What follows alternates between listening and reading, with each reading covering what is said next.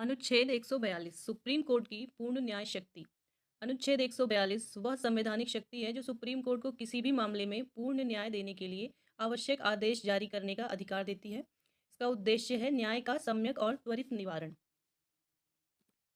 अनुच्छेद 142 का सार और प्रावधान।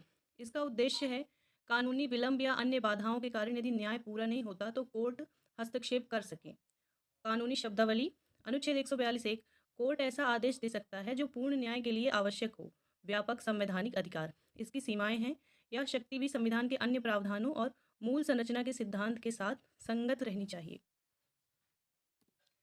कुछ प्रमुख मामले जिनमें अनुच्छेद 142 का उपयोग हुआ है, इसमें पहला है यूनियन कार्बाइड 1991।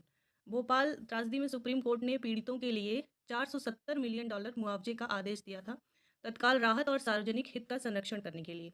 दूसरा विशाखा गाइडलाइंस 1997। न्यायालय ने कार्यस्थल पर यौन उत्पीड़न रोकने हेतु दिशा निर्देश जारी किए थे, बाद में वे कानून का आधार बने। और तीसरा कोयला ब्लॉक आवंटन 2014। अनियमित आवंटनों को रद्द कर पारदर्शिता और जवाबदेही सुनिश्चित की गई। नीति सुधार पर प्रभाव। इन उदाहरणों ने दिखाया कि अनुच्छेद 142 न केवल व्यक्तिगत रूपी न्याय देता है बल्कि सार्वजनिक हित और संवैधानिक लोकतंत्र के संरक्षण में भी सक्रिय भूमिका निभा सकता है। विवाद, आलोचना और चुनौतियां। शक्ति का दुरुपयोग। कोर्ट द्वारा बार बार हस्तक्षेप से कार्यपालिका विधायिका के क्षेत्रों में अतिक्रमण के आरोप उठते हैं। अस्पष्ट परिभाषा। पूर्ण न्याय, ये जो शब्द है इसकी अस्पष्टता से विवेकाधिकार में असंगति और वैचारिक विवाद उभरते हैं। राजनीतिक प्रतिक्रिया।